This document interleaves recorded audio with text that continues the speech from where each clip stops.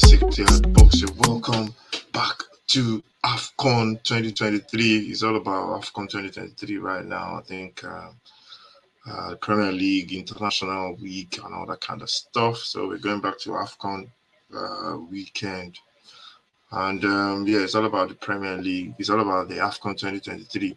If you're new to the channel, make sure you subscribe to the channel. 60th box. We're back again. Got a couple of days off after the Premier League. So we're back again with the fixtures. This is Nigeria versus Guinea-Bissau played match played on the 24th, which was yesterday, and it was one of those, it was one of those games whereby you really fancy Nigeria to win. Before we get into please, if you're new to the channel, please subscribe. Like I said, look out for all our content. We're gonna have loads more stuff coming very soon. International week, we should be doing a game before the end of the internationals. So we'll just look out for the game. We're going to do Nigeria game yesterday, but we couldn't get hooked up on time to the stream, and we had to shelve that. They're playing on Monday again. I think the kickoff is like 5 o'clock on Monday. We're going to try and see if we can catch that one on Monday. There's games on Sunday as well. We're going to see which one we can get and bring you for the watch-alongs. So, looking at this match, all about 90 minutes. We look at this match reaction to Nigeria Guinea-Bissau match. I think Nigeria playing at the Abuja Stadium, or Abiola Stadium in Abuja. Nigeria playing with lineup which you think should be giving Nigeria a victory. I think it's all in goal. Osagie right back. Centre backs is Agbakome and Bassi.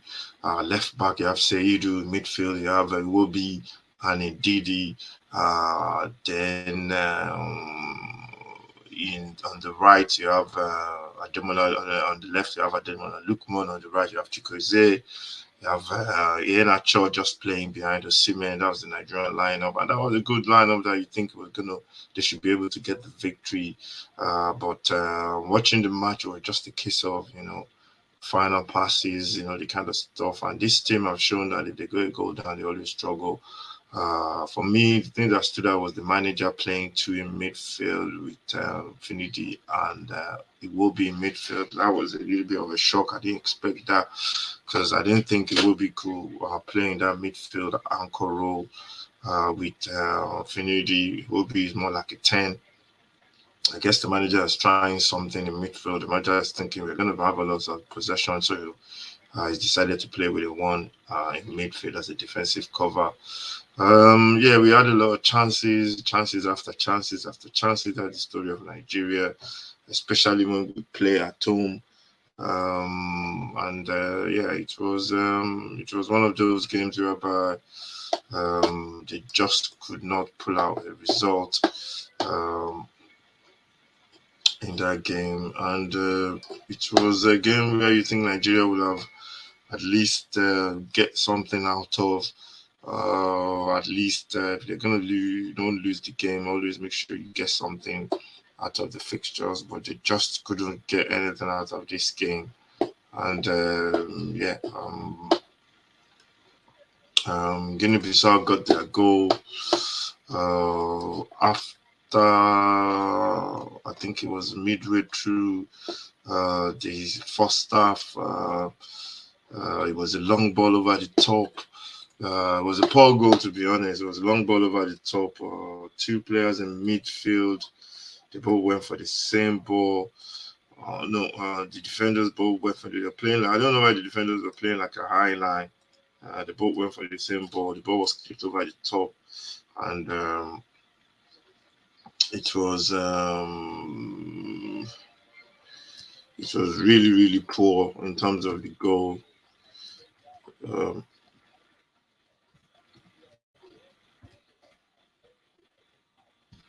The ball came over the top, and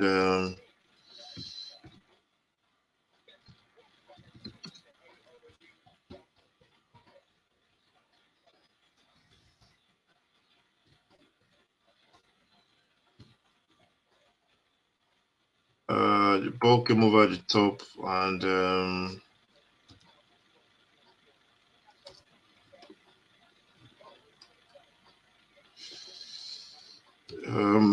the keeper, I think the keeper was for some reason the keeper was just stood there. I don't know why. I think that's one of Nigeria's weaknesses.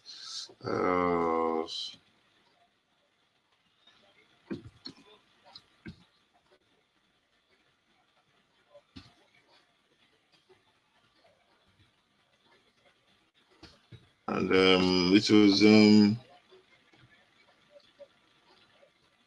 it was a poor goal. I think that's been the problem with Nigeria coming into this fixture. And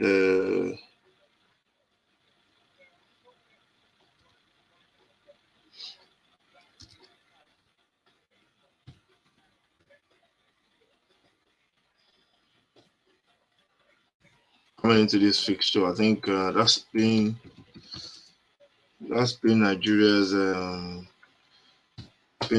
Achilles heel coming into this picture.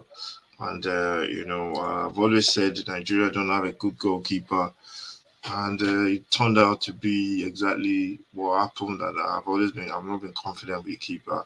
Ball over the top, the keeper stood still. He didn't come out, close the angle, make it difficult for the striker. The striker just put the ball between his leg, and that's how they took the lead.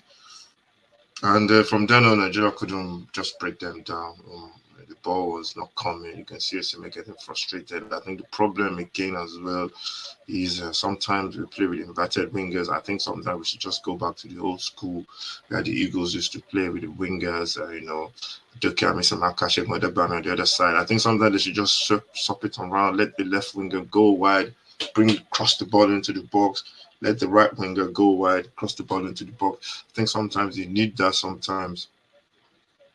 And I think maybe the manager needs to look into that. But Iwobi is not a midfielder, deep line midfielder, especially. Nigeria needs to change that. Nigeria tried everything, threw everything. They had a couple of chances. Simon came on for Ademola Lookman. Musa came on as well, I think, for Chikwueze. And Ademola Lookman, for me, didn't have a good game at all. I think he didn't really play well. But you're going to get that with these players. I think the manager is just trying to figure out his team, still getting to know his team. But I think personally, we need to change. We need to change the keeper. Keeper not good enough. Have to get another keeper in. To be honest, you can't tell me that's the only good goalkeeper in Nigeria. There has to be. There has to be. I think that should be what the team should be doing. Go out and get a keeper that's gonna really give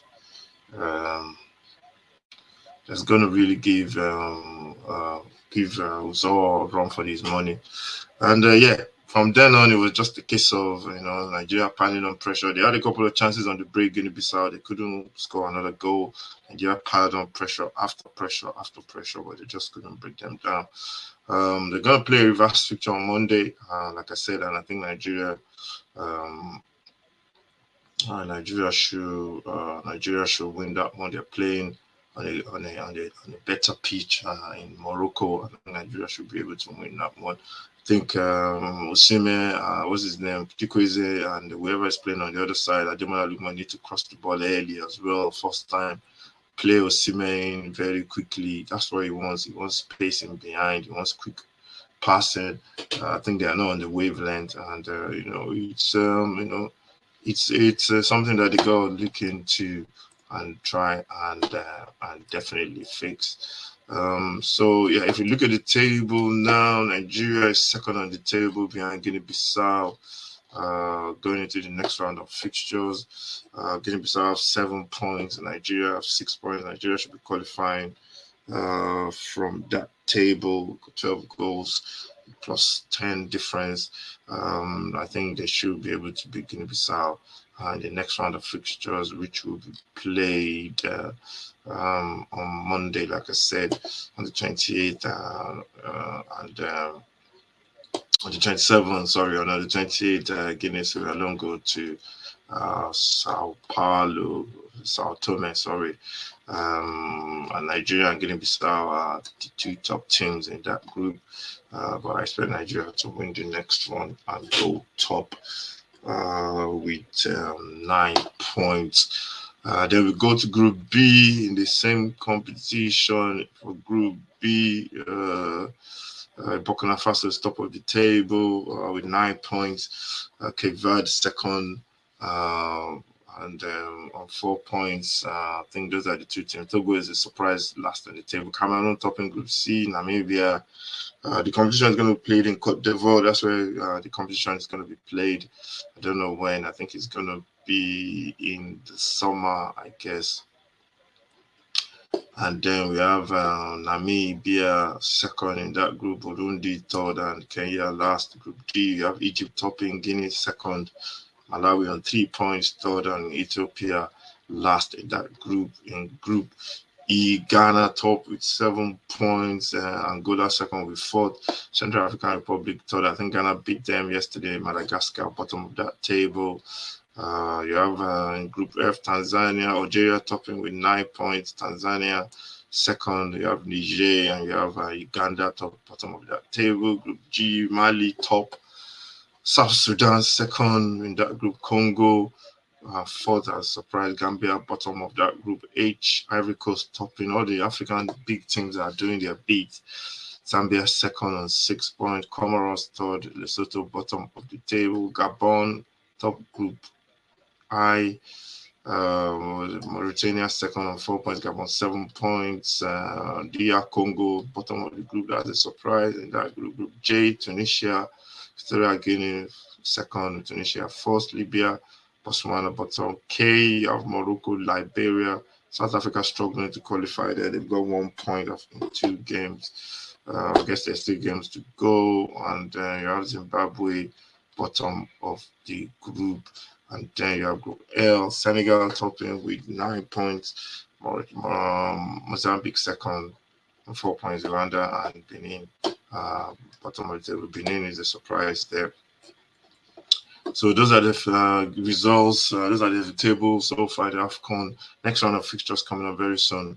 On the Nigeria game, all about 90 minutes. I think Nigeria should go back to the drawing board. Just do the do the decent things and be not be selfish. Pass the ball to the right person and all that kind of stuff. I think that's where the problem is. They're trying too much, and but the midfield needs to be looked at by the manager. It needs to change. I don't think Iwobi can play next to Indeed, he needs to bring Aribo back into that midfield, and hopefully Nigeria can get the victory on Monday. So not really a meltdown, just a bad result. Something that they need to just work on going into the next round of fixtures, and hopefully they can come out with a victory. Thank you very much for watching. Make sure you subscribe, like, share. This is the 6-Yard Box. Watch out for all our content. And check out the new channel as well, The Ugly Truth. Check that one out. It's a news kind of channel where we look at political issues or stories around the world. And we put our little bit of truth onto it. Check out that one. And thank you very much for watching. I'll see you next time. Stay safe. God bless.